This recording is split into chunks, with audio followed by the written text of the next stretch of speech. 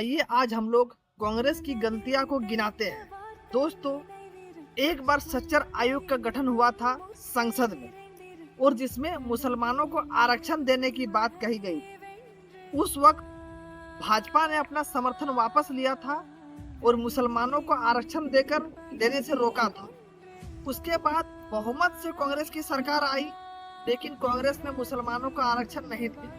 कांग्रेस के प्रधानमंत्री राजीव गांधी जब थे, उस समय 400 पार संसद थे और हम सभी जानते हैं कि अगर संसद में 400 पार संसद रहे तो वह कोई भी कानून बना सकती है, क्योंकि उसके पास विशेष बहुमत होता है। लेकिन उस समय कांग्रेस ने लोकसभा सीटों पर मुसलमानों को आरक्षण नहीं दिया।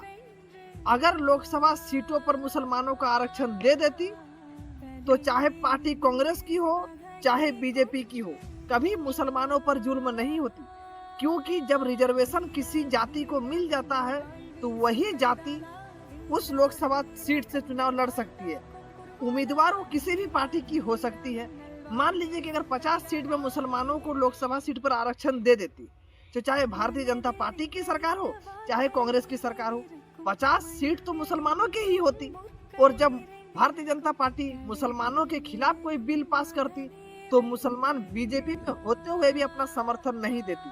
जिस प्रकार मुसलमानों पर हो रहे जुल्म पर कोई भी विधेयक पारित नहीं होती, लेकिन कांग्रेसों ने सिर्फ और सिर्फ मुसलमानों का वोट लिया है। मुसलमान को कभी उसने आरक्षण नहीं दिया है और अभी भी अगर कांग्रेस जीत जाएगी तो मुसलमानों पर ना ही कोई काम किया ना कोई कभी करेगी। इसलिए मैं यूपी के जनता से आग्रह करता हूँ कि आप ना भाजपा को वोट दे, ना सपा को वोट दे, ना चंद्रशेखर को वोट दे।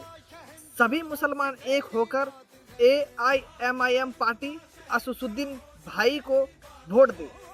वही एक ऐसी पार्टी है जो मुसलमानों के सभी मुद्दे पर आवाज उठाती है, चाहे वो CAA हो, चाहे वो NRC हो, चाहे वो SIR हो, चाहे वो ज्ञान वापी हो, चाहे वो बाबरी मस्जिद हो। जय हिंद, जय भारत।